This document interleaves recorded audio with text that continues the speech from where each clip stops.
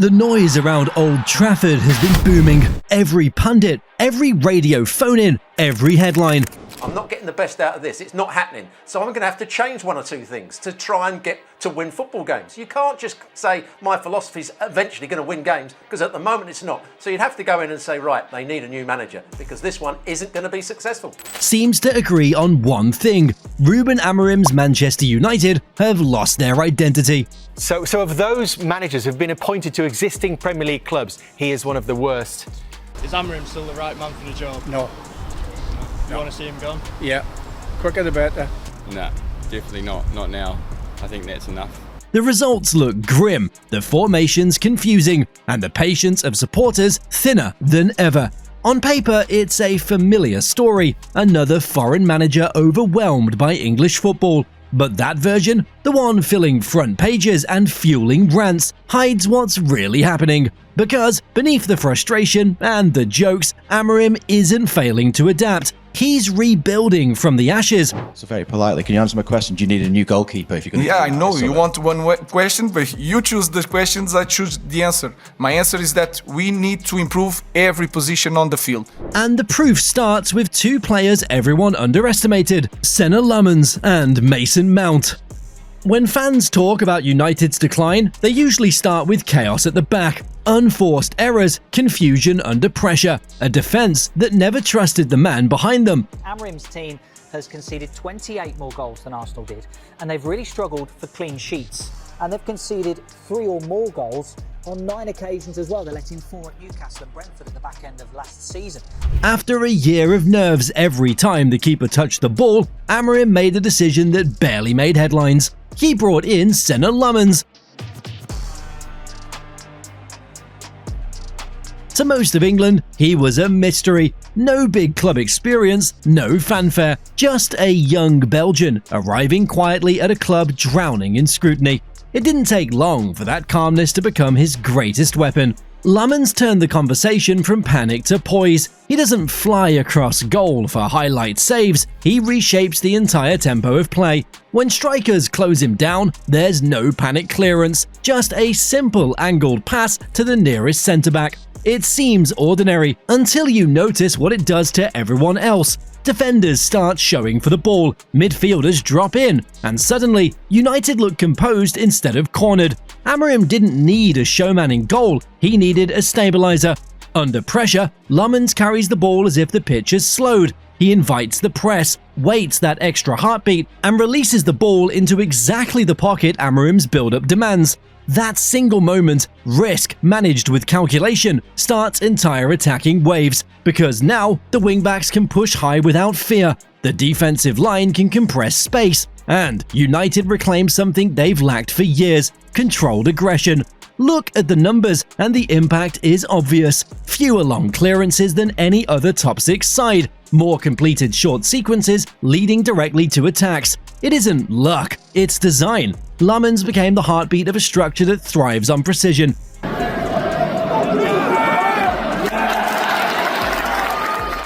Those tentative first touches, the ones that roared anxiety through the stands, are now cues for movement. Players trust the system, because he does. What's remarkable is how invisible his revolution feels. There are no wild celebrations or chest-pounding gestures, just quiet assurance. Yet, talk to defenders after the last game and they all mention the same word: calm. That calm is contagious. It travels up the pitch, turning chaos into rhythm.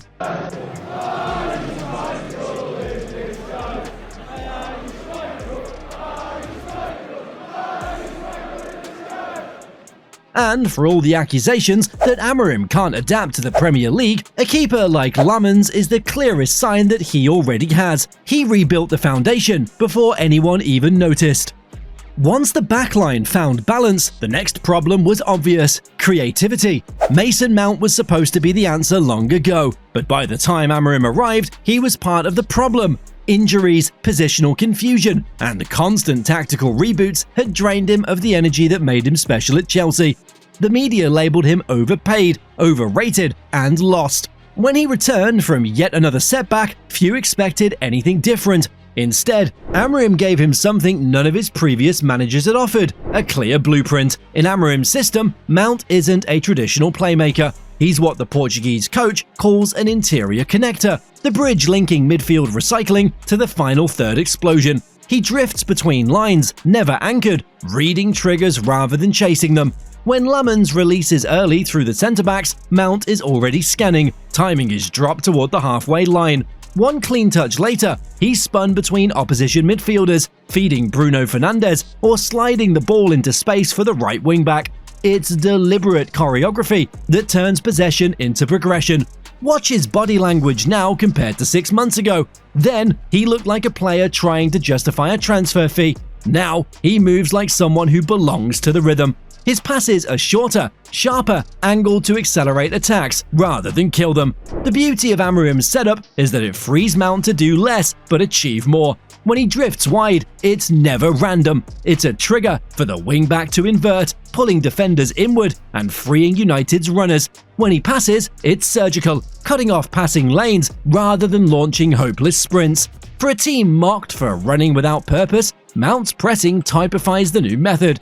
His redemption isn't about statistics, though those do help. Chances created have nearly doubled since his return, and his XG involvement puts him among United's top 5 contributors already.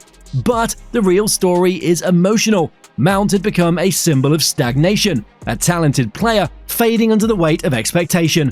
Amorim's trust reversed that. He didn't rebuild him with compliments, he rebuilt him with clarity. Each player in Amorim's squad knows not only where to stand, but why to stand there. For Mount, that purpose reignited everything.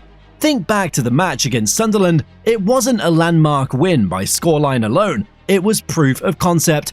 In the build-up to the first goal, Mount drifted inside, pulling his marker and opening a channel. Ahmad releases the ball to Mbemo. Mbemo provided a beautiful assist to Mason Mount, and Mount provided a sensational finish to secure Manchester United their first goal. Lammens started the move with a calm distribution under pressure. A few quick passes later, and Mount was in the box, arriving at the exact moment chaos turned into control. That sequence captured the entire shift, structured daring, born from coordination. Critics still call it rigidity, but to United's players, it feels like freedom. The freedom that comes when decisions are automatic, when everyone reads the same map. Mount's movements, once frantic and reactive, are now part of a composed pulse running through the team. The headlines may chase drama, but inside Old Trafford, the transformation is tactile. Confidence in motion, chemistry replacing hesitation. Yeah, listen to this ovation for Mason Mount. Old Trafford rises to its feet. Everybody is going to give the United number 7 a standing ovation. There is still distance to cover, plenty of flaws to correct, yet Mount's revival changes the narrative. Instead of another expensive misfit, he's become Amorim's proof that understanding beats improvisation. Every precise run, every measured pass, every controlled touch says the same thing. The system works if you trust it. Fans demanded flair. Amorim delivered function that breeds it. Now, when Mount lifts his head and threads a pass through a collapsing defense, you can almost feel the crowd pause. Maybe this isn't the same old United. Maybe the chaos finally has a conductor.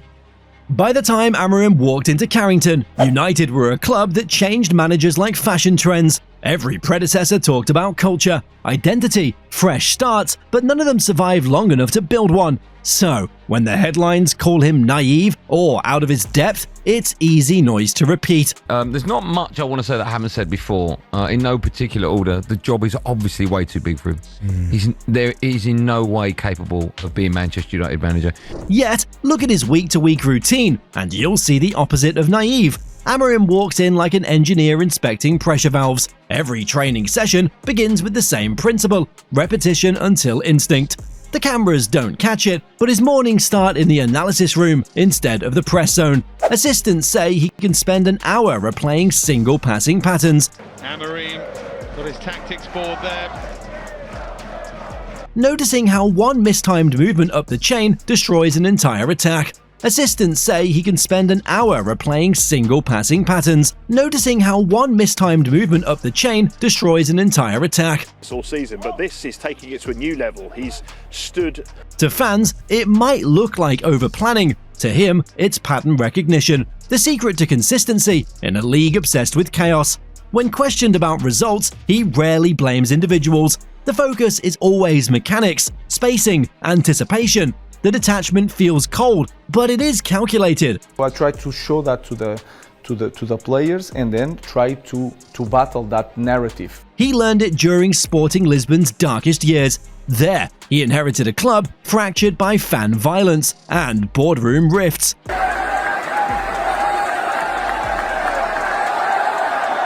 His answer wasn't sentiment, it was structure.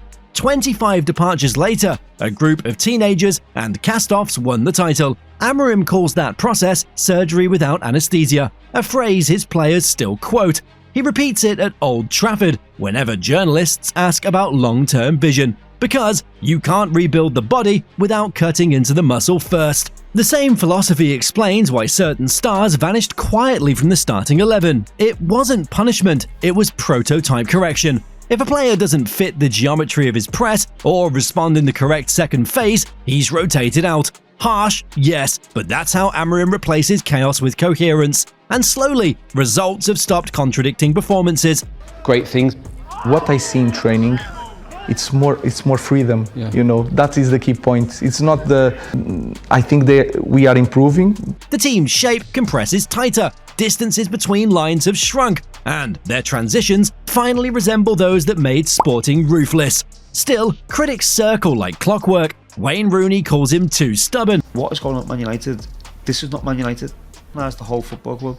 I don't see players fighting, I don't see character, I don't see desire to win. Pundits dissect each formational tweak as proof of confusion. Amorim never answers directly, he just smiles and doubles down on training. His players read that silence as confidence. They say it spreads. To see your manager unshaken when everyone else panics makes it easier to trust the method.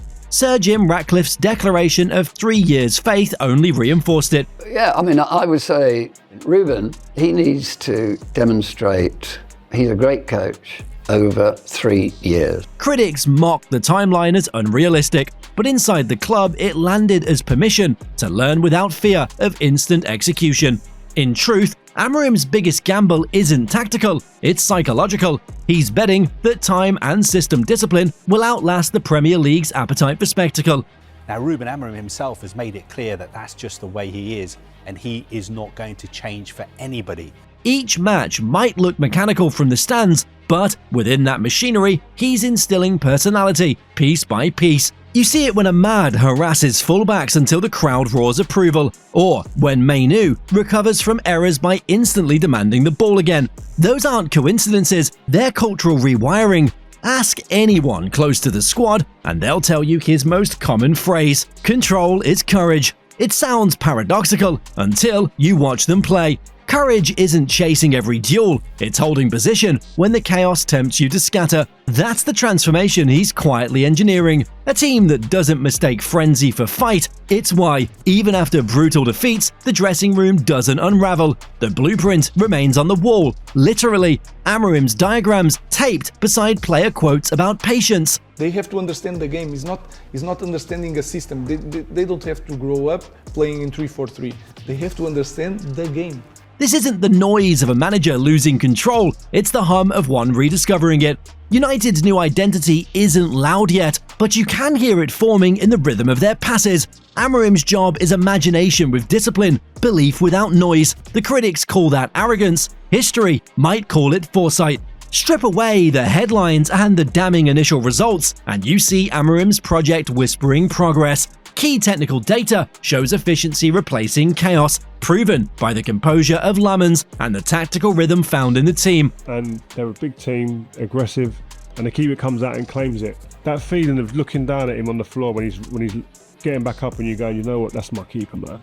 That's my GK. The real question is whether these signs of structural restoration matter if trophies don't follow soon, or back-to-back victories.